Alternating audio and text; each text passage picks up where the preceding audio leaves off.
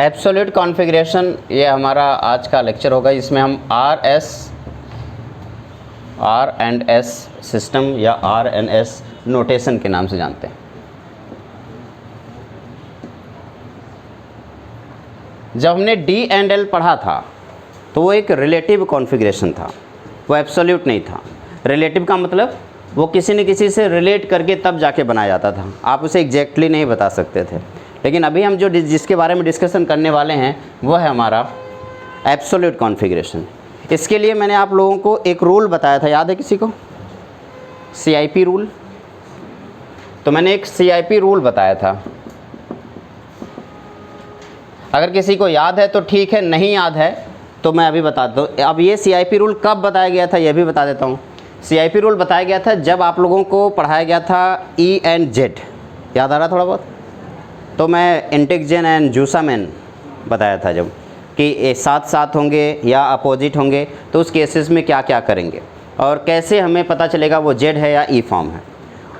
Same वही rule अभी फिर से अप्लाई होने वाला है, इसे हम CIP रूल बोलते हैं। सबसे पहले हमें हाईएस्ट प्रायोरिटी ऑर्डर वाले को 1 नंबर देना है और जो सबसे लोवेस्ट प्रायोरिटी ऑर्डर वाला रहेगा उसको 4 नंबर देंगे। वहाँ पे 1 and 2 हुआ करता था क्योंकि एक कार्बन से सिर्फ 2 ग्रुप जुड़े हुए थे। यहाँ पे एक कार्बन से 4 ग्रुप जुड़े होने वाले हैं क्योंकि हर एक कार्बन से X, Y, Z या फिर मैं लिखूँ P, Q, R and S। ये हमारे पास कुछ ग्रुप हैं इसके साथ कार्बन के साथ जुड़े हुए हैं, P, Q, R and S। अगर कोई भी 2 ग्रुप सेम हो गया तो यहाँ पे काम नहीं होने वाला। क्यों? क्योंकि हम बात कर रहे हैं कायरल कार्बन की, हम बात कर रहे हैं स्टीरियो आइसोमेरिज्म की, हम बात कर रहे हैं ऑप्टिकल आइसोमेरिज्म की। तो उसके केस में क्या होगा, हमें कायरलिटी चाहिए बेटा। तो बताओ कायरल कार्बन क्या होता है? एक ऐसा कार्बन जिसके साथ जुड़े हुए सभी ग्रुप अलग अलग हो, उसे हम कायरल कार्बन बोलेंगे, सिंपल। अब अगर कायरल कार्बन नहीं है तो कभी भी CIP रूल फॉलो नहीं होगा या कभी भी R एंड S सिस्टम काम नहीं करेगा। तो हमारे पास ये होना चाहिए। अब इसमें ज़रा मैं नोटेशन आपको फिर से बता दूं। आपको फिशरमैन प्रोजेक्शन के बारे में बताया गया था, याद आ रहा थोड़ा बहुत किसी को? यहाँ पे 2 टाइप के नोटेशन होंगे, एक वेज डैश रिप्रेजेंटेशन होगा, एक फिशरमैन प्रोजेक्शन होगा। तो उस केस में मैं इस तरीके से कोई लाइन लिखूँगा, इसमें ये जो है ये वर्टिकल लाइन होगा और ये हॉरिजेंटल लाइन। मान लीजिए मैं यहाँ पे लिख रहा हूँ A, B, C and D। तो ये जो सेंटर है ये क्या होगा? कार्बन। ये सेंटर क्या है बेटा अपना? कार्बन। और इसमें ये वाले जो लाइन है इसे कौन सी लाइन बोलोगे? Horizontal line. तो ये जो हॉरिजेंटल लाइन ये बताएगी कि ये आपके पास आ रही, जो ऑब्जर्वर है ये टूवर्ड ऑब्जर्वर है और जो वर्टिकल लाइन है वो अवे फ्रॉम ऑब्जर्वर है। तो हॉरिजेंटल लाइन हमेशा क्या बताएगी? Toward observer. देखो हाथ को तुम ऐसे घुमा करके किसी के साथ सामने ले आ जा सकते हो। आप जब किसी को बुलाओगे तो ऐसे बुलाओगे, आ जाओ, है ना? तो ये है टूवर्ड ऑब्जर्वर या ऑब्जर्वर की तरफ जा रहा है। और जो वर्टिकल लाइन है वो क्या बोलेगा? Away from observer. तो ये जो लाइन बता रहा है ये है टूवर्ड ऑब्जर्वर।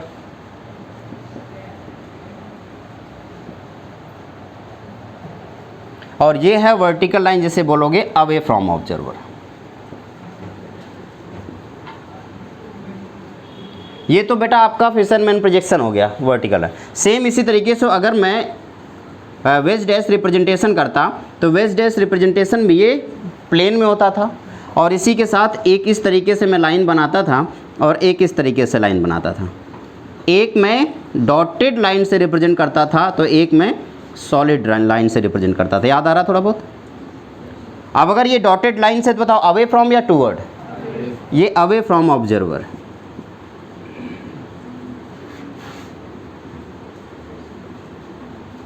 और ये क्या होगा बेटा? Towards observer.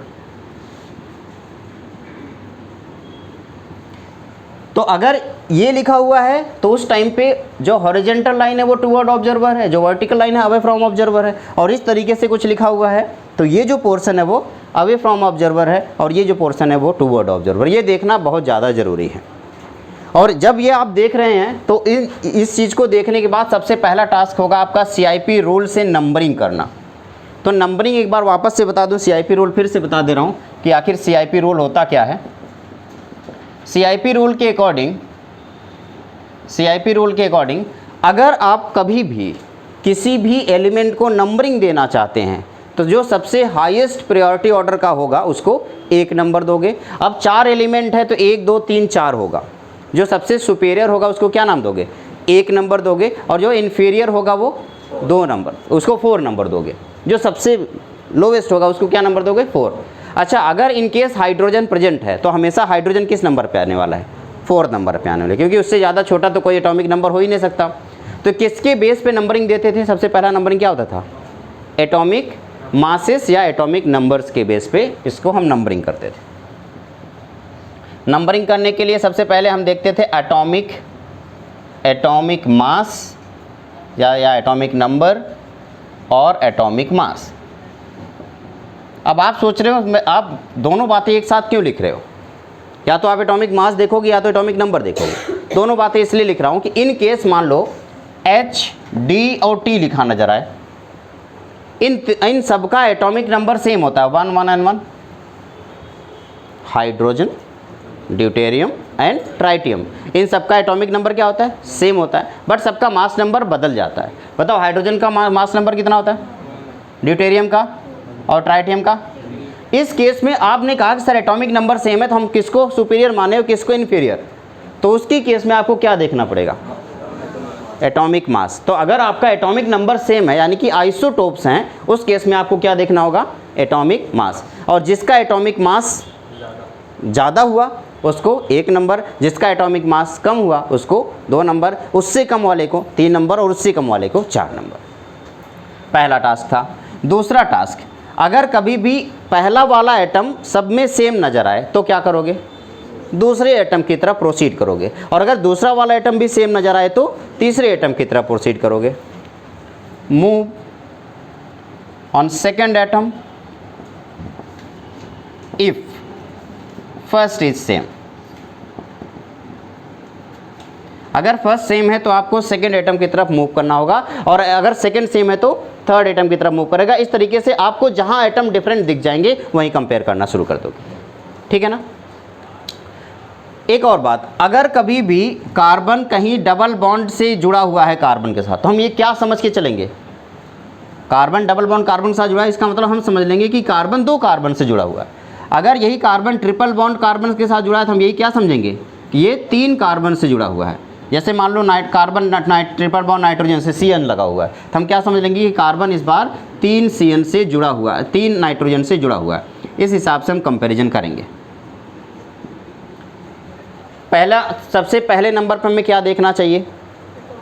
Atomic number. अगर एटॉमिक नंबर सेम है तो मास नंबर देख लेंगे, और अगर मास नंबर एटॉमिक नंबर दोनों सेम है तो दूसरे एटम की तरफ मूव कर जाएंगे। दूसरे एटम की तरफ मूव करेंगे। अगर दूसरा डिफरेंट दिख रहा है तो कंपेयर करेंगे, और अगर नहीं दिख रहा है तो तीसरे एटम की तरफ मूव करेंगे। अगर तीसरा डिफरेंट दिखा तो कंपेयर कर लेंगे। इन केस कहीं डबल बॉन्ड या ट्रिपल बॉन्ड आए तो आप समझ लोगे कि 2 बार ये जुड़ा हुआ। मान लो कहीं डबल और ट्रिपल बॉन्ड दोनों आ गया, तो मान लो ऐसे आ गया, कहीं मान लो CH2 लिखा हुआ डबल बॉन्ड CH ऐसे बना हुआ, या एक CH ट्रिपल बॉन्ड C ऐसे लिखा हुआ, तो आप कहेंगे कि ये वाला कार्बन आप इधर से मूव करोगे, पहले वाले कार्बन पे आप पहुँचे और इधर भी पहले वाले कार्बन पे आप पहुँच गए। उसके बाद दूसरे वाले कार्बन पे इधर जाएंगे तो ये 3 कार्बन से जुड़ा हुआ है और ये सिर्फ 2 कार्बन जुड़ा है। बताओ किसको सुपीरियर मानना पड़ेगा? 3 कार्बन वाले से को सुपीरियर मानेंगे और ये 2 कार्बन वाले को इन्फीरियर मानेंगे। क्या ये बात क्लियर हो रही है ना? गुड। आगे अभी इस पर जब क्वेश्चन प्रैक्टिस करेंगे तो अब ज़्यादा समझ में आएगा, चिंता मत करो। मान लीजिए आपने नंबरिंग कर दी। अब नंबरिंग अगर आपने कर दी है तो अब आपको ये देखना है कि जो 4th वाला नंबर आया वो कहाँ पे है। अब बताओ 4th वाला नंबर या तो वर्टिकल पोजीशन पे होगा या तो हॉरिजॉन्टल पोजीशन पे आएगा, 2 जगहों पे आ सकता है। अब अगर 4th वाला नंबर वर्टिकल पोजीशन पे है, उस टाइम पे आपसे दूर है या आपके पास है? आपसे दूर है। देखो दुनिया में हर एक चीज़, जब आप किसी के पीछे भागोगे ना वो आपसे दूर भागेगा। आप अगर उससे दूर भागोगे तो वो आपके पीछे आएगा। कृपया आप लोग भावनाओं में ना बहें। यहाँ पर इसका ये बिल्कुल मतलब नहीं कि अभी नीट के पीछे भाग रहे हैं हम तो नीट हमसे दूर भाग रहा है ना, बिल्कुल नहीं, इसका बिल्कुल मतलब नहीं ऐसा। तो अभी देखेंगे मैंने आपको क्या बताया कि अगर कभी भी वर्टिकल लाइन पे 4th नंबर दिख जाए। एक और बात, बुक RNS कॉन्फ़िगरेशन करते समय सबसे पहले एक बात क्लियर कर लो कि अगर आप कभी किसी दूसरे टीचर से आपने RNS पढ़ा है तो उसे अपने माइंड से इरेज कर दो, अदरवाइज वही पढ़ो, फिर मेरी बात मत सुनना, कान बंद कर लेना। या अगर आप कोई बुक फॉलो कर रहे हो तो भी मेरी बात मत सुनना, क्योंकि अगर मेरी बात सुन रहे हो तो सिर्फ मेरी बात सुनना और मेरे नोट्स पढ़ना। इसमें कोई बुक जितना क्वेश्चन करना है कहीं से भी करो, लेकिन थियरी किसी और बुक से मत पढ़ना इसमें, क्योंकि जो मेरा पढ़ाने का तरीका है वो बुक से अलग है।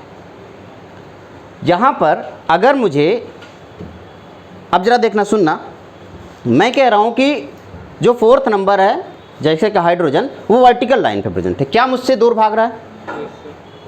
वो मुझसे दूर भाग रहा है ना, अभी है। तो मैं क्या करूँगा, 1 2 3 करके उसका पीछा करूँगा। पहले इस नंबर से चलूँगा, दूसरे से होते हुए तीसरे पे पहुँचूँगा, ठीक है। अब दूसरी बात, अगर वही वर्टिकल लाइन के बजाय हॉरिजेंटल लाइन पे है, अब वो मेरी तरफ आ रहा है तो मुझे पीछे हटना होगा, 3 2 1 करके पीछे हटना होगा। अगर वो आपसे दूर जा रहा था आप उसका पीछा करो, वो आपके पास आ रहा था आप उसके पीछे उससे भागो, बस इतना सा ये खेल खेलना है, उसके अलावा कुछ नहीं करना। अगर ये खेल खेल लिया आप तो काम हो गया। पुरानी मूवीज़ देखा है, बहुत पुरानी मूवीज़, उसमें क्या होता है, जितने भी गाने होते हैं मूवीज़ में, उसमें क्या होता था, हीरोइन भागती है, हीरो उसका पीछा करता है, और जैसे दोनों पास आते हैं फिर से अचानक से हीरोइन भाग जाती है, और फिर जब हीरो भागने लगता है तो हीरोइन उसके पीछे आती है। कभी एक दूसरे को टच नहीं करते। पूरी मूवी भर आप देख लो, पूरे गाने भर ना हीरो ना हीरोइन कभी एक दूसरे को टच नहीं करते हैं, बस भागते रहते हैं। जैसे हीरो टच करने वाला होता है हीरोइन भाग लेती है धीरे से। सेम यही प्रोसीजर आपको फॉलो करना है। आपको अगर वो आपसे दूर जा रहा, अवे फ्रॉम यू, देन आपको 1 2 3 करना है। अगर वो आपकी तरफ आ रहा है देन आपको 3 2 1 चलना है। अब आपने 1 2 3 और 3 2 1 चला, और चलने के बाद दो ऑप्शन हो सकते हैं, या तो आप क्लॉकवाइज रोटेट कर रहे हो या तो एंटी क्लॉकवाइज रोटेट कर रहे हो। अगर आपका रोटेशन क्लॉकवाइज है देन R, और अगर आपका रोटेशन एंटी क्लॉकवाइज है देन S। बस इतना सा समझना है, पूरा एंड RS समझ में आ जाएगा। अब देखते हैं क्या किया आपने। इफ़, ध्यान देना, इफ़, पहले मूवमेंट के बारे में बात करेंगे, हम मूव किधर करेंगे, मूवमेंट। आपने ये देख करके नंबरिंग कर दी, नंबरिंग के बाद मूवमेंट। अभी कोई लिखेगा नहीं, प्रॉपर टाइम दूंगा लिखने के लिए। मूवमेंट, इफ़ 4th पोजीशन यानी कि lowest number present at vertical line. अगर ये वर्टिकल लाइन प्रेजेंट है तो क्या आपकी तरफ है या आपसे दूर, यानी कि away from observer, away from observer.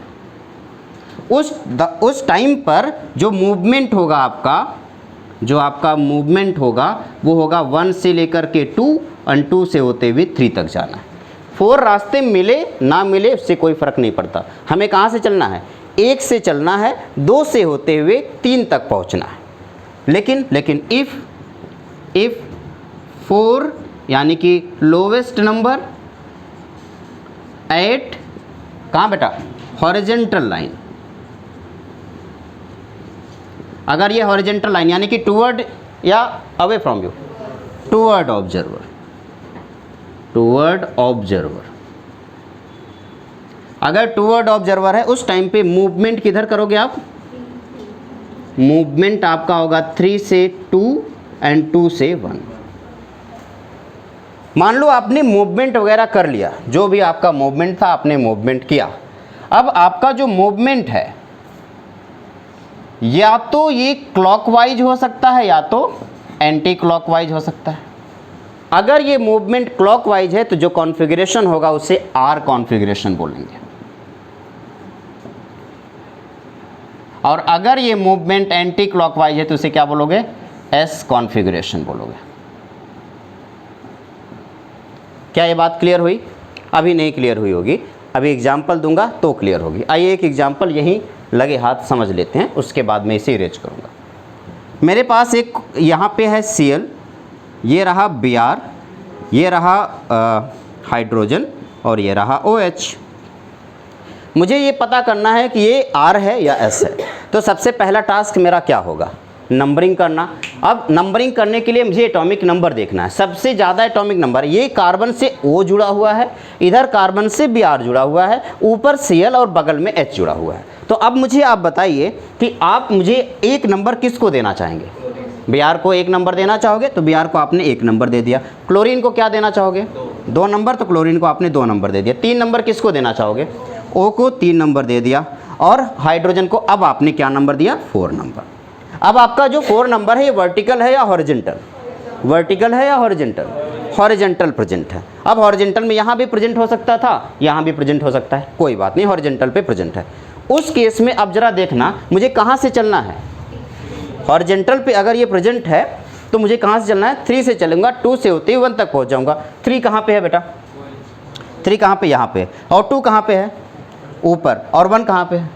रास्ते में मैंने बोला 4 आए ना आए कोई फ़र्क नहीं पड़ता, बस 3 से चलना है, 2 से होते हुए 1 तक जाना है। तो मैं 3 से चला, 2 से होते हुए 1 तक गया। ये देखो, अब बताओ ये रोटेशन क्लॉकवाइज है या एंटी क्लॉकवाइज? आपने ये क्लॉकवाइज है या एंटी क्लॉकवाइज? ये क्लॉकवाइज रोटेशन। तो क्लॉकवाइज रोटेशन को क्या बोलोगे? आर या एस? Sorry, are configuration. क्या ये बात क्लियर हुई या नहीं? तो आपने क्या किया, फिर से देखो, आपने क्या किया? आपने सबसे पहले देखा कि 4th नंबर हॉरिजेंटल पे है या वर्टिकल पे। अगर 4 नंबर हॉरिजेंटल पे होगा तो आप किधर से मूवमेंट आपका होगा? 3, 2, 1। हॉरिजेंटल का मतलब टूवर्ड यू। अब टूवर्ड यू है तो आप 3, 2, 1 वापस आओगे। अब 3, 2, 1 जब आप गए 3, 2, 1, तो 3 से होते हुए 3 से चले, 2 से होते हुए 1 तक आए और हमने देखा ये क्लॉकवाइज रोटेशन है। अब जब क्लॉकवाइज रोटेशन है तो क्लॉकवाइज रोटेशन को आपने नाम दिया आर। सोचो अगर यही 4 यहाँ पे होता, यही 4 अगर यहाँ पे होता और ये 3 यहाँ पे होता, तो उस हिसाब से मुझे जो मूवमेंट करना था वो किधर करना होता? 1, 2, 3। और फिर क्लॉकवाइज को क्या बोलते? अब वो डिपेंड करता क्लॉकवाइज आता है या एंटी क्लॉकवाइज आता है, जो आता है उसी हिसाब से इसका नंबरिंग हो जाए। क्या ये बात क्लियर हुई? अब इसको अपनी कॉपी में नोट करेंगे, फिर हम आगे बढ़ेंगे।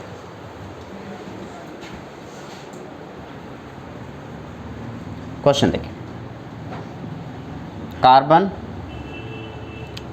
Fluorine, chlorine, iodine and bromine.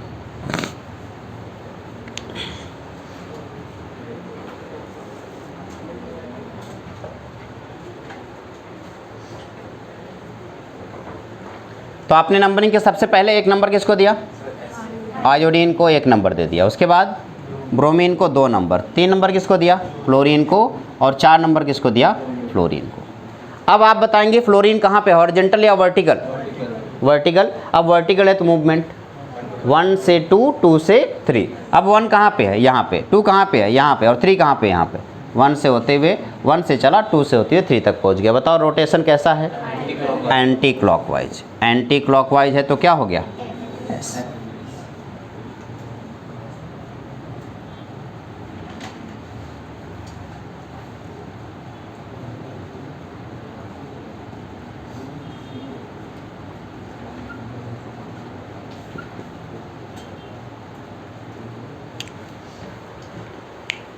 Numbering बताओ फटाफट। 1, 2, 3, 4। अब बताओ इस बार वर्टिकल है या हॉरिजेंटल?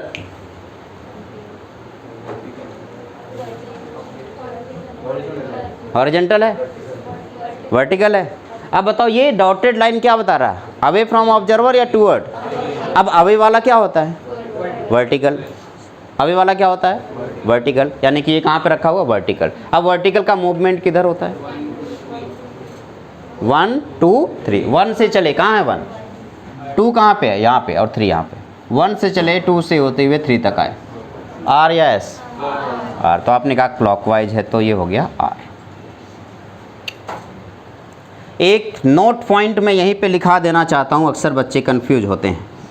अगर कभी भी 3 कार्बन की 3 एलिमेंट की पोजीशन कार्बन के क्रॉस साइकिल में रोटेट की गई है तो कॉन्फ़िगरेशन में कोई चेंजमेंट नहीं होता। अच्छा ये नोट कर लो पहले, उसके बाद फिर नोट पॉइंट लिखवा देता हूँ। एक नोट पॉइंट लिखेंगे,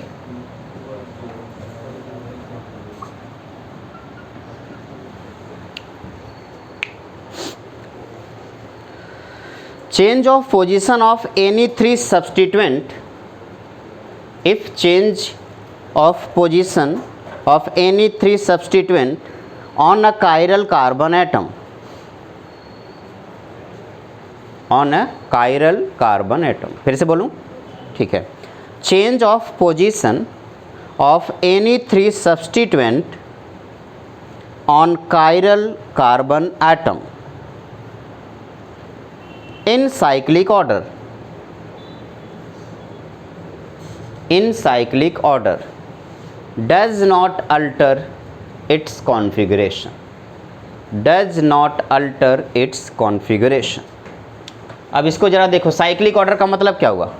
अब इसको ऐसे समझ सकते हो कि यहाँ पे एक ऊपर एक ब्रोमीन है, ध्यान समझना, ऊपर एक ब्रोमीन है, नीचे एक यहाँ पे एक कार्बन, इस कार्बन से एक क्लोरीन लगा हुआ है, एक आयोडीन लग रहा है और एक फ्लोरीन। मैं इसको एक साइक्लिक ऑर्डर में ऐसे रोटेट कर दूँ, यानी एक दूसरे की पोजीशन अल्टर कर दूँ। तो बताओ अब मैं क्या करूँ, मैंने क्या किया, मैं फ्लोरीन की जगह क्या कर दिया आयोडीन, आयोडीन की जगह क्या कर दिया क्लोरीन, और क्लोरीन की जगह फिर क्या कर दिया फ्लोरीन। अगर मैंने ये रोटेशन, मैं इसको इस वाले क्वेश्चन में बदलाव कर रहा हूँ, मतलब यहाँ पे फिर से लिख रहा हूँ, वही क्वेश्चन वापस से कॉपी कर रहा हूँ।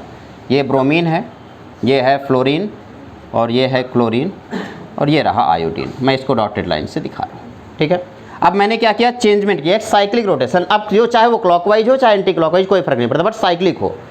तो साइक्लिक होने का मतलब मैंने इसको इस तरीके से रोटेशन करा दिया, और जैसे इसका रोटेशन हुआ, बताओ क्या बन गया होगा। ये आया Br, यहाँ पे क्या आया, इस डॉटेड लाइन पे यहाँ पे क्या आ गया बेटा, Cl आ गया, और यहाँ पे क्या आ गया फ्लोरीन, और यहाँ पे क्या आ गया आयोडीन। अब रोटेशन हो चुका है, तो इसका कॉन्फ़िगरेशन आपने क्या दिखाया, इसका कॉन्फ़िगरेशन क्या है R, तो इसका भी कॉन्फ़िगरेशन क्या रहेगा R। कोई चेंजमेंट नहीं होगा, कोई भी चेंजमेंट नहीं होगा। याद रखें, आपको कभी भी रोटेशन, अगर एक साइक्लिक रोटेशन आपने करा दिया तो जो कॉन्फ़िगरेशन है जैसा है वैसा रहेगा।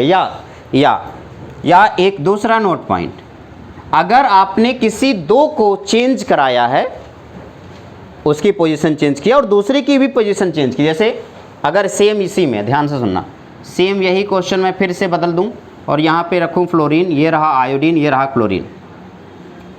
अगर मैंने इसको इसके साथ इंटरचेंज किया है और इसको इसके साथ इंटरचेंज किया, दोनों इंटरचेंजमेंट किया, तो यहाँ पे क्या आएगा, कार्बन के साथ कौन आ जाएगा बेटा आयोडीन।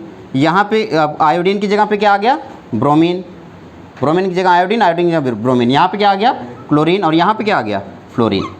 इस केस में पहले वाले का ये R था, तो ये भी क्या होगा R होगा। फिर से दो बातें समझ लीजिए, अगर मैंने साइक्लिक रोटेशन कराया है किसी तीन का तो भी कॉन्फ़िगरेशन चेंज नहीं होगा, और मैंने अल्टरनेट रोटेट कराया है तब भी कोई कॉन्फ़िगरेशन चेंज नहीं होगा। नोट करें इसको,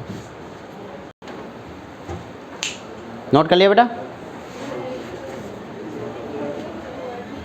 सवालों की शुरुआत हो रही है, आप लोग फटाफट आंसर देंगे। कार्बन, यहाँ पे मैंने लिखा NH3, इधर लिख दिया COOH, इधर लिख दिया CH3, और यहाँ पे लिखा H। जल्दी से मुझे बताइए कि ये R है या S है। कम ऑन, टाइम नहीं है आपके पास, मात्र 1 मिनट में देख के बताना। बताओ आप पहला नंबर किसको दोगे, COH को। पहला एटम इसका क्या है नाइट्रोजन, इसका पहला एटम कार्बन, इसका पहला एटम क्या है कार्बन। अब आप मुझे बताइए, पहले एटम का एटॉमिक नंबर और मास नंबर बताया था, याद रखना, पूरे कंपाउंड का नहीं, यहाँ गलती हो जाएगी, पूरे कंपाउंड का नहीं देखना। अब आपने देखा इसका नाइट्रोजन का एटॉमिक नंबर कितना होता है 7, कार्बन का एटॉमिक नंबर 6, कार्बन का एटॉमिक नंबर 6, और हाइड्रोजन का एटॉमिक नंबर 1। तो आपने कहा इसको 1 नंबर दे दूं क्योंकि 7 सबसे ज़्यादा होता है। अब इन दोनों में कन्फ्यूजन है, तो कार्बन के बाद हाइड्रोजन है और यहाँ पर कार्बन के बाद ऑक्सीजन है। पहला एटम सेम है तो दूसरे एटम की तरफ चलें। पहला एटम कार्बन है, कैंसल आउट हो गया, दूसरा हाइड्रोजन है यहाँ पे और यहाँ पे ऑक्सीजन। बताओ 2 नंबर किसको दे दूँ, COH को मैंने 2 नंबर दे दिया। तीसरा नंबर इसको देना ही पड़ेगा, मजबूरी है, क्योंकि हाइड्रोजन हमारे पास है, 4 नंबर लेके जाएगा वो। अब बताइए हाइड्रोजन वर्टिकल है या हॉरिजॉन्टल, हॉरिजॉन्टल है यानी कि टूवर्ड यू, और टूवर्ड यू यानी कि 3, 2, 1, यही तो होगा। तो अब आपने मूवमेंट 3 to 1, 3 कहाँ, यहाँ पे, और 2 यहाँ पे है और 1 यहाँ पे है, ये आपने एंटी क्लॉकवाइज बोला है, तो इसका ये क्या हो गया, S हो गया। Carbon CN C2H5 CH3 hydrogen. एक नंबर किसको दोगे, ध्यान से सोच के बताओ। क्या CN को एक नंबर दोगे? अब आपने कहा कार्बन यहाँ भी है, कार्बन यहाँ भी है, कार्बन यहाँ भी है, तो कार्बन सब कैंसिल आउट हो जाएंगे। तो कार्बन के बाद यहाँ पे 3 नाइट्रोजन है, यहाँ पे 1 कार्बन 2 हाइड्रोजन और यहाँ पे 3 हाइड्रोजन। तो पहला नंबर किसको देना चाहिए? CN को मुझे पहला नंबर देना चाहिए, दूसरा नंबर इसको देना चाहिए और तीसरा नंबर इसको, और लास्ट में इसको हमने चौथा नंबर दे दिया। हम अब बताओ ये वर्टिकल है या हॉरिजॉन्टल? वर्टिकल। अगर वर्टिकल है यानी कि 1 2 3, कहाँ है 1 कहाँ है? यहाँ पे। 2 कहाँ पे? यहाँ पे। 3 कहाँ पे? यहाँ पे। बहुत अच्छे। बताओ क्या हुआ? क्लॉकवाइज हुआ। R या S? R, clockwise. ठीक है, फिर से मैं बोल रहा हूँ, किसी बुक को नहीं देखेंगे आप, बुक के क्वेश्चन देखेंगे, उसकी थियरी नहीं देखेंगे। बार बार बोल रहा हूँ, उसका एक्सप्लेनेशन भी नहीं देखेंगे, नहीं तो कंफ्यूज हो जाएंगे। अब अगला क्वेश्चन मैं लिख रहा हूँ, आप फटाक से आंसर देना। COOH CH3 Br, OH Br and NH2।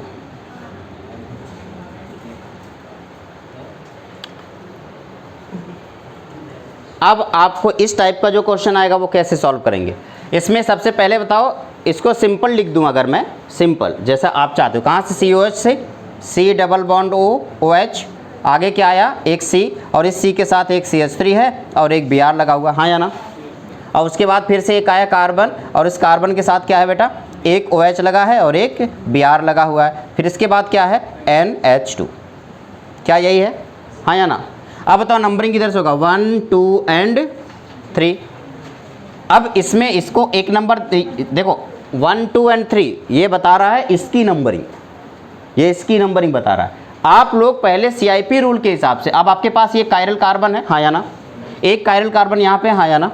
तो ये रहा आपका कायरल कार्बन, ये रहा आपका कायरल कार्बन। चलो इस कायरल कार्बन की क्रॉस आपको नंबरिंग बतानी है, तो बताओ इस कायरल कार्बन के क्रॉस, एक कार्बन, 2 कार्बन और 3 कार्बन, इसके क्रॉस एक कार्बन ये है, 2 कार्बन ये, 3 कार्बन। अब इसके साथ 3 कार्बन जुड़ा है, एक ब्रोमीन, किसको एक नंबर दे दूं? ब्रोमीन को मैंने एक नंबर दे दिया। अब कार्बन को कंपेयर करना है, तो इस वाले कार्बन किसके साथ जुड़ा है? ऑक्सीजन के साथ। जबकि ये वाला कार्बन एक ऑक्सीजन के साथ है और एक नाइट्रोजन के साथ और एक ब्रोमीन के साथ, जबकि ये वाला कार्बन 3 ऑक्सीजन के साथ जुड़ा है। बताओ किसको प्रेफर करना चाहिए? ऊपर वाले को। हमने इसको 2 नंबर दिया है ना। अब बताओ यहाँ पे बताओ इसको क्या नंबर दे दिया? 3। नहीं 3 नंबर किसको देना चाहिए? इसको 3 नंबर देना चाहिए, इसको 4 नंबर देना चाहिए। अब बताओ ये क्लॉकवाइज या एंटी क्लॉकवाइज? 4 नंबर वर्टिकल है या हॉरिजॉन्टल? हॉरिजॉन्टल है। हाँ, इसके साथ पहले एक ऑक्सीजन जुड़ा हुआ है, एक ब्रोमीन जुड़ा हुआ है और एक नाइट्रोजन जुड़ा हुआ है। अब देखो कंपेयर करते हैं, एक कार्बन है, एक ऑक्सीजन, एक ब्रोमीन और एक है नाइट्रोजन। दूसरा वाला कार्बन है, एक ऑक्सीजन, 2 ऑक्सीजन, 3 ऑक्सीजन। कार्बन को कैंसिल किया तो oxygen cancel out, oxygen cancel out हो गया। अब बचे इसके पास, गलती हो रही है क्या कोई? इसके पास 2 ऑक्सीजन और इसके पास एक ब्रोमीन है। हाँ, गलती ये हो गई, इसको नंबरिंग देना था 2 और इसको नंबरिंग देना था 3। क्यों? क्योंकि आपको बड़ा वाला देखना है कार्बन, इसके साथ ब्रोमीन बड़ा वाला है और इसके साथ ऑक्सीजन है, तो आपने कंपेयर कर लिया। ठीक है, अब मुझे आप बताइए 4 नंबर ये है तो क्लॉकवाइज या एंटी क्लॉकवाइज? 4 नंबर वर्टिकल है या हॉरिजॉन्टल? हॉरिजॉन्टल है तो मूवमेंट किधर होगा? 3 2 1। 3 कहाँ पे है? ऊपर। 2 कहाँ पे है? यहाँ पे। और 1 कहाँ पे है? यहाँ पे। 3 से चले 2 से होते 1। बताओ क्लॉकवाइज या एंटी क्लॉकवाइज? क्लॉकवाइज है तो क्या है? R, ये रहा R। अब जरा इसको बताओ, इसमें एक नंबर किसको दे दूँ? ब्रोमीन को एक नंबर दे दिया, 2 नंबर किसको दूँ? अब हमारे पास नाइट्रोजन है, इधर ऑक्सीजन है, ऑक्सीजन को 2 नंबर दे दिया, 3 नंबर इसको दिया, और ये रहा कार्बन है तो इसको 4 नंबर दिया। अब बताओ इसका रोटेशन बताओ किधर होगा?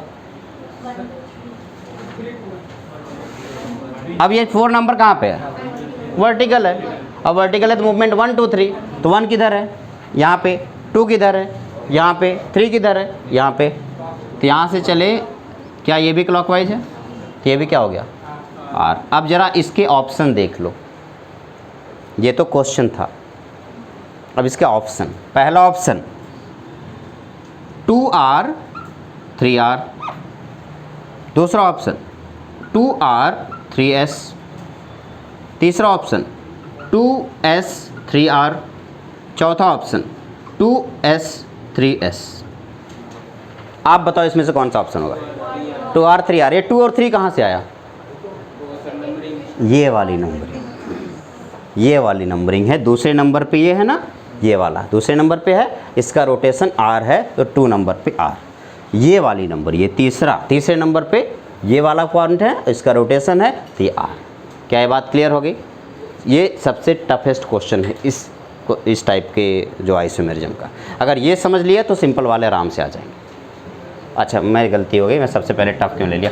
तो अगर अगला क्वेश्चन किसमें? एम्स का क्वेश्चन है बेटा। ये नीट में आ सकता है, नहीं आ सकता मुझे ना पता, क्योंकि मैं तो अंतर्यामी तो हूँ नहीं। एम्स का है ये, ठीक है। तो अगला क्वेश्चन मैं यहाँ पे लिख दिया। ये रहा आपके पास Cl, यहाँ पे H, यहाँ पे OH, ये है OH, यहाँ पे H, यहाँ पे Cl। आपको बताना है आंसर, सोच के बताओ। पहले नंबर मीजो है ये। पहले नंबर पे क्या रखूं? ये क्या है? ये Cl, ये O है। किसको एक नंबर दूं? एक इसको, इसको और इसको। क्या ये नंबरिंग सही है? सही है पक्का? सोच लो एक बार, कहाँ गलती हो रही है। अब अगर आप लोगों को कन्फ्यूजन हो रहा ना तो अलग अलग करके देख लो। अब मैं इस कार्बन को अलग कर लेता हूँ। तो यहाँ पे एक क्लोरीन है, यहाँ पे एक OH है और यहाँ पे एक हाइड्रोजन, नीचे एक कार्बन है। इसको अलग कर लिया। अब मुझे नंबरिंग बताओ। क्लोरीन को 1 नंबर दिया, ऑक्सीजन को क्या दिया? 2 नंबर, और कार्बन को कितना दिया? 3 नंबर, और इसको कितना दिया? 4 नंबर। क्या एकदम करेक्ट है? नंबरिंग सही है ना? अब आप मुझे बताइए 4 नंबर कहाँ पे है? हॉरिजेंटल, हॉरिजेंटल है तो रोटेशन किधर होगा? 3 to 1। 3 किधर है? यहाँ पे। 2 किधर है? यहाँ पे। और 1 किधर है? बताओ, क्लॉकवाइज या एंटी क्लॉकवाइज? तो क्या हो गया ये? S। नीचे वाले की तरफ चलते हैं। अब नीचे वाले को अलग कर लो। कार्बन, ये रहा OH, ये रहा हाइड्रोजन, ये रहा Cl, ये रहा कार्बन। बताओ एक नंबर किसको दूँ?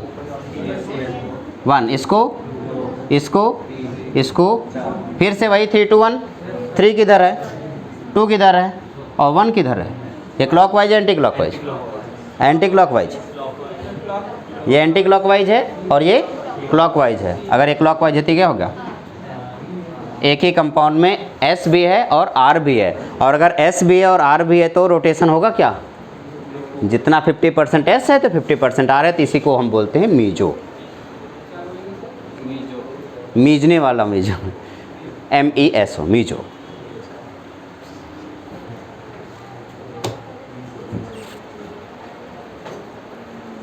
मैं ऑप्शन लिख देता हूँ इसका, आप लोग आंसर देना। पहला ऑप्शन 2s 2r, दूसरा ऑप्शन 2s and 3r, दूसरा ऑप्शन 2r and 3s, तीसरा ऑप्शन 2r 3r, चौथा ऑप्शन 2s 3s।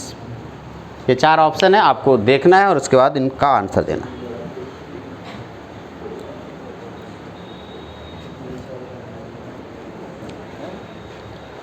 टू का मतलब 1 2 यानी कि इसकी बात कर रहा है, और 3 इसका होगा, तभी तो 4 ये होगा, है ना। अब आप इसको नंबरिंग इसके लिए इसको अलग कर लो। अगर आप लोगों में से किसी को दिक्कत है तो पहले इसको अलग कर लो। कार्बन, कार्बन, ऑक्सीजन, कार्बन और हाइड्रोजन। तो यहाँ पे 1 नंबर ऑक्सीजन वाले को मिलना चाहिए, यानी कि इसको 1 नंबर। अब इन दोनों में कंपेयर करना, 2 नंबर किसको दूँ? नीचे वाले को 2 नंबर दूँ, इसको 2 नंबर, ऊपर वाले को 3, और इसको मिला 4 नंबर। अब आपने कहा कि वर्टिकल है हॉरिजेंटल? हॉरिजेंटल है तो 3 to 1। 3 किधर है? ऊपर। 2 किधर है? यहाँ पे। कुछ इस तरीके से मूवमेंट होगा। S या R? एंटी क्लॉकवाइज है तो S, यानी कि दूसरे नंबर पे S कहाँ हो सकता है? या तो ऑप्शन ये हो सकता है या तो ऑप्शन ये हो सकता है, दोनों में से एक होगा। ये दोनों कैंसिल आउट हो गए। अब इस वाले पे आते हैं। इसमें नंबरिंग क्या करेंगे? कार्बन के साथ एक नाइट्रोजन है, एक कार्बन है, एक क्लोरीन है, ऊपर भी एक कार्बन है। ठीक है, बताओ 1 नंबर नाइट्रोजन को दे दिया या क्लोरीन को? 1 नंबर इसको दे, 2 किसको दे दूँ? नाइट्रोजन। अब इन दोनों कार्बन में 3 किसको दूँ? ऊपर वाले को 3 दे दिया और इसको दे दिया 4 नंबर। अब बताओ वर्टिकल है हॉरिजेंटल? 4 नंबर वर्टिकल है, तो कहाँ मूव करेंगे? 1 2 3, 1 कहाँ पे है, यहाँ पे, 2 कहाँ पे, यहाँ पे, 3 कहाँ पे, यहाँ पे, बताओ। ये एंटी क्लॉकवाइज है तो ये भी एस है, 2s and 3s।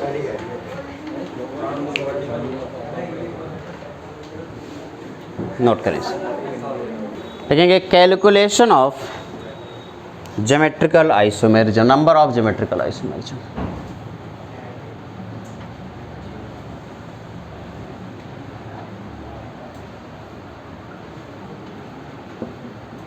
Number of geometrical isomerism, calculation of number of geometrical isomerism. अब इससे पहले कि मैं ज्योमेट्रिकल आइसोमर को कैलकुलेट करूं, कुछ बातों को ज़रा ध्यान देंगे बेटा। जैसे मैं अगर आपसे बोलूं कि मेरे पास एक कंपाउंड है CH3Cl CH3, अब मैं आपसे कहूं कि इसके कितने ज्योमेट्रिकल आइसोमर पॉसिबल होंगे, तो आप क्या बोलोगे? इसके ज्योमेट्रिकल आइसोमर कितने पॉसिबल होंगे?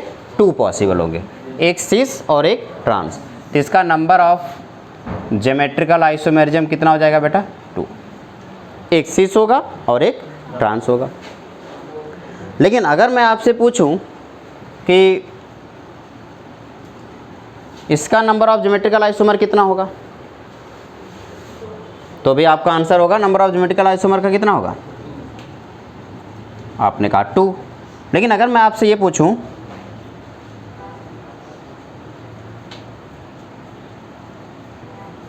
इसका नंबर ऑफ ज्योमेट्रिकल आइसोमर कितना होगा, कितना होगा? 4, 2। अब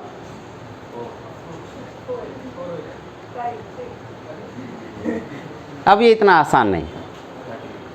इसके लिए हमें क्या करना होगा? कुछ फॉर्मूले पढ़ने होंगे। तो मान लीजिए आपके पास कार्बन डबल बॉन्ड है, फिर सिंगल बॉन्ड, फिर डबल बॉन्ड, फिर सिंगल पेयर, फिर डबल बॉन्ड, ऐसे बहुत सारे कार्बन डबल बॉन्ड हैं। और यहाँ पे B जुड़ा हुआ है, यहाँ पे A जुड़ा हुआ है, ये 2 एलिमेंट। डबल बॉन्ड कितने भी क्यों ना हो, एक तरफ A जुड़ा है, एक तरफ B जुड़ा है। अगर A और B आपस में, 2 केस हो सकता है। पहला केस कि A और B आपस में बराबर ना हो, और दूसरा केस हो सकता है कि A और B दोनों बराबर हों। यानी कि मान लो इस तरफ भी CH3 है और उस तरफ भी CH3 है। एक केस ये बन सकता है, और एक केस बन सकता है इस तरफ CH3 है जबकि दूसरी तरफ C2H5 है। तो पहला वाला केस अगर दोनों तरफ CH3 है तो A इक्वल्स टू B, और अगर A एक तरफ CH2 है, एक तरफ C2H5 है, तो क्या होगा? A not equals to B। तो पहला केस है, अगर A not equals to B है तो नंबर ऑफ ज्योमेट्रिकल आइसोमर का डायरेक्ट फॉर्मूला है 2 to the power n, where n is number of double bond, number of double bond जितने ज़्यादा होंगे 2 की पावर। अब दूसरा केस, अगर A इक्वल्स टू B, ध्यान देना बेटा, अगर A इक्वल्स टू B है तो एक केस ऐसा बनेगा जिसके रोटेशन के बाद भी वो पहले जैसा कुछ रहेगा। कुछ ऐसे केसेस बनेंगे, उस टाइम पे थोड़ी सी दिक्कत आएगी। उस टाइम पे जो ज्योमेट्रिकल आइसोमर का फॉर्मूला होगा वो होगा, इसमें number of geometrical isomer this equals to 2 to the power n minus 1। n minus 1, n क्या है? Number of double bond, and plus 2 to the power p minus 1। अब आपने सोचा सर n तो आपने बता दिया था कि डबल बॉन्ड है, लेकिन p क्या है? p की वैल्यू इस बात पे डिपेंड करेगी कि ये जो डबल बॉन्ड के नंबर्स हैं वो इवन है या ऑड है। अगर इफ n इज इवन, अच्छा इवन को आसानी से तोड़ा जा सकता है, यानी कि क्या इवन को 2 से डिवाइड किया जा सकता है? हाँ, तो उस केस में जो p की वैल्यू होगी वो n/2 हो, सिंपल। लेकिन अगर if n equals to odd, उस केस में p की वैल्यू, अब क्या p को 2 से डिवाइड किया जा सकता है? नहीं, तो उस केस में p को पहले n में 1 ऐड करके 2 से डिवाइड करना होगा ताकि इवन बनाना होगा। अब ये जो वैल्यू है वो p की है, तो सबसे पहला टास्क ये करना होगा कि देखना होगा क्या a और b बराबर हैं या नहीं है।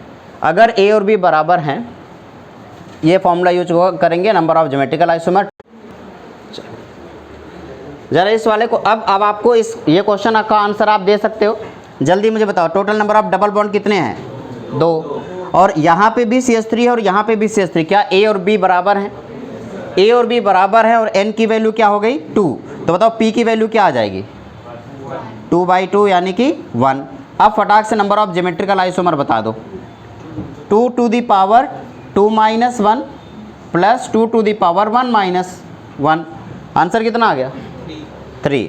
2 to the power 2 minus 1 and 2 to the power 1 plus 1, answer 3।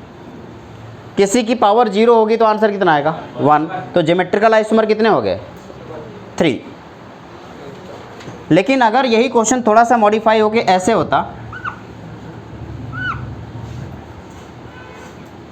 अब बताओ, ये डबल बॉन्ड है, ये डबल बॉन्ड, n की वैल्यू कितनी हो गई? 2। लेकिन इस तरफ CH3 है और इस तरफ C2H5 है, तो क्या A और इक्वल टू B बराबर है? और A और B बराबर नहीं है तो नंबर ऑफ ज्योमेट्रिकल आइसोमर कितना हो जाएगा? 2 टू द पावर 2, आंसर 4।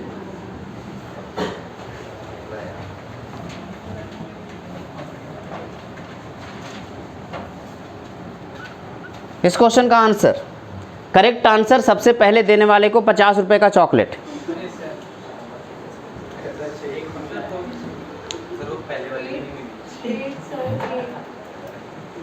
एक 8 गलत जवाब।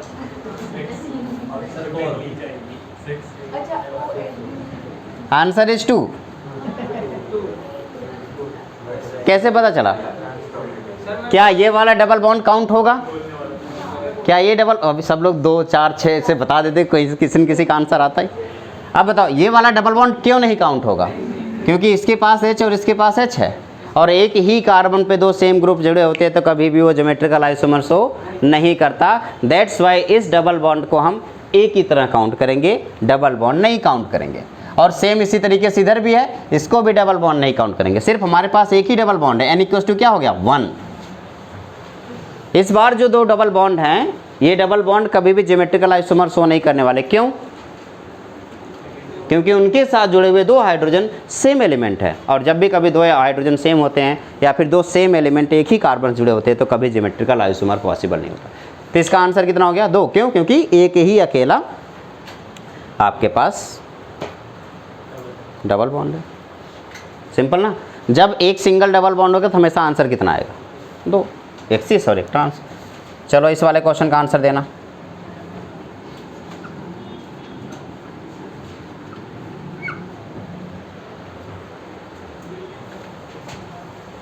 इसका नंबर ऑफ ज्योमेट्रिकल आइसोमर जल्दी बता दो बेटा।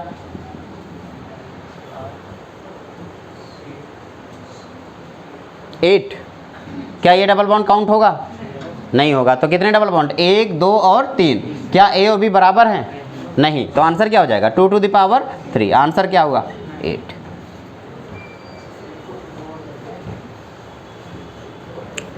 सेम क्वेश्चन बदल दिया जाए, जरा सा मॉडिफाई कर दिया जाए।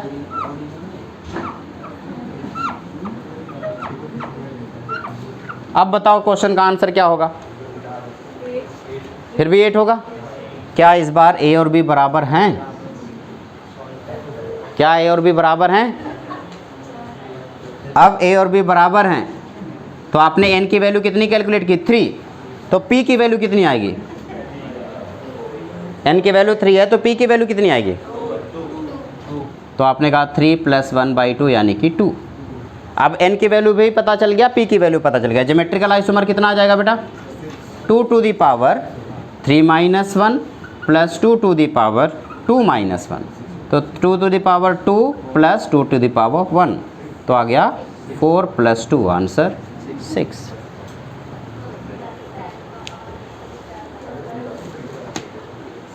ये रहा आपका number of geometrical isomer calculate करने का तरीका। इसको अपनी कॉपी में नोट करेंगे।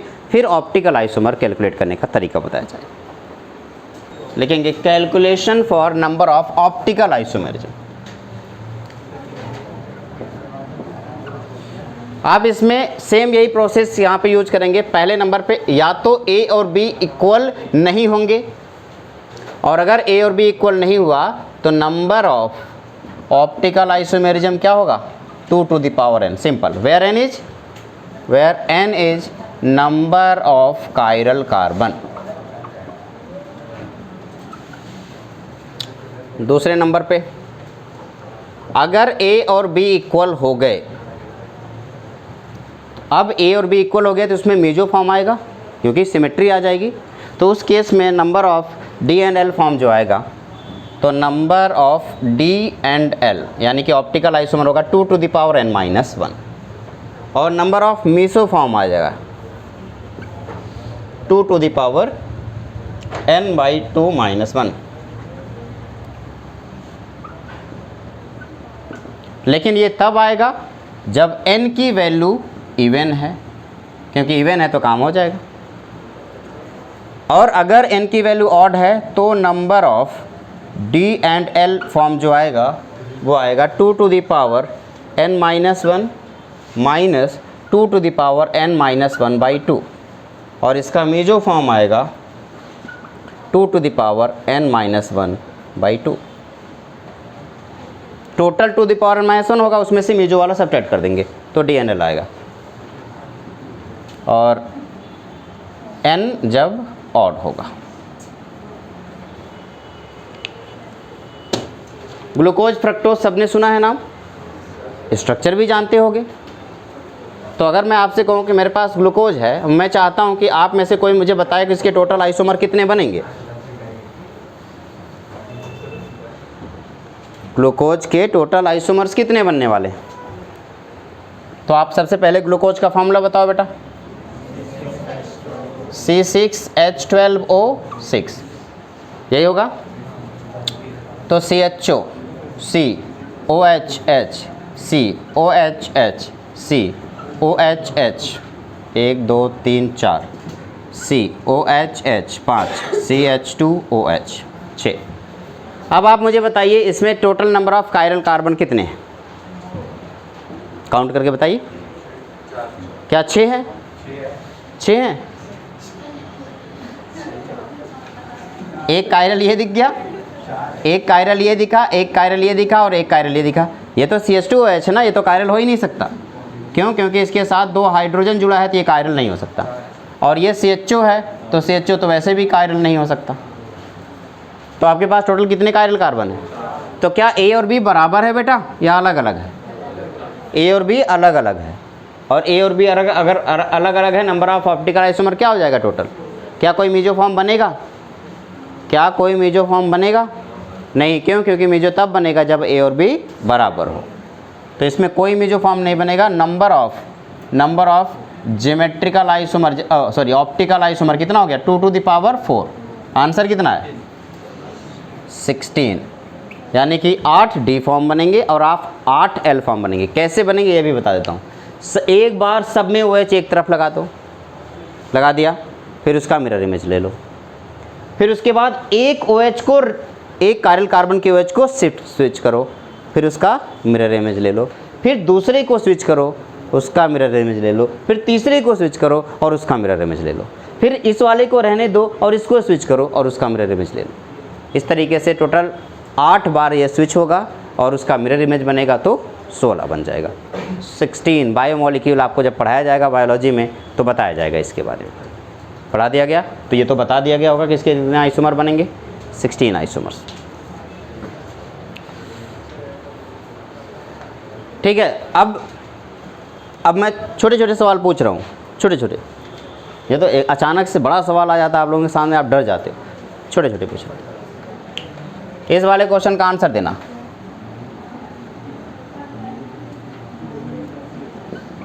बताओ इसके टोटल कितने ऑप्टिकल आइसोमर,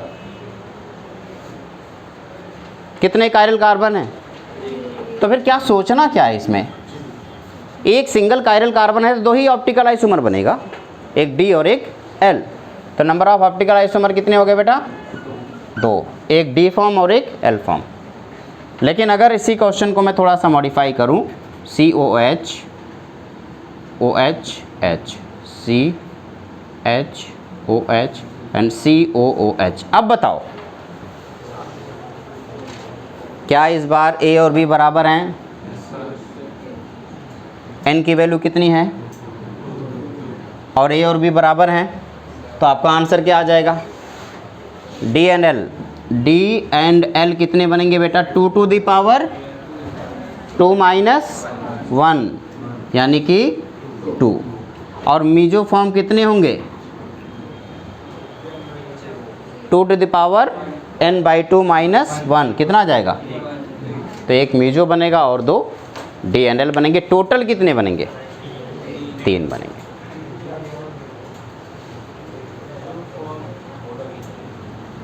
नोट करें इसको।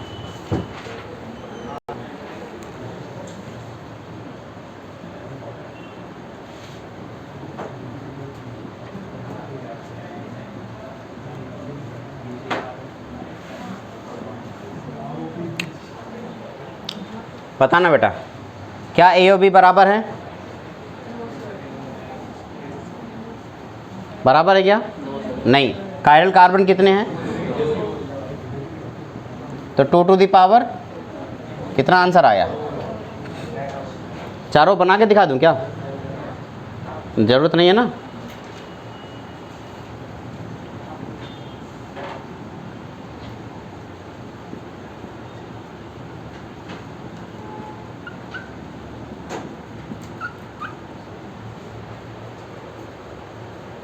बताओ बेटा, क्या A और B बराबर है? नहीं है। कायरल सेंटर कितने हैं? क्या ये कायरल सेंटर है? तो कितने कायरल सेंटर है? 2। तो आंसर क्या हो जाएगा?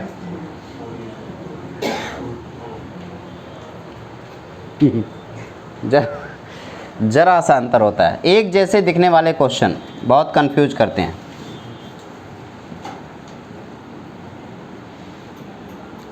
पता बेटा?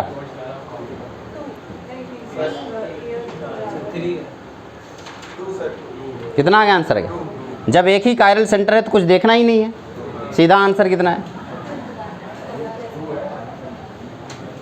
चाहे बराबर हो ना बराबर हो, क्या बराबर, एक ही कायरल सेंटर तो ऑब्वियसली क्या है? आंसर 2 आना। ठीक है ना, कोई दिक्कत है क्या? तो इस तरीके से आपने total number of geometrical isomer, total number of optical isomer, R&S system सीख लिया। ठीक है।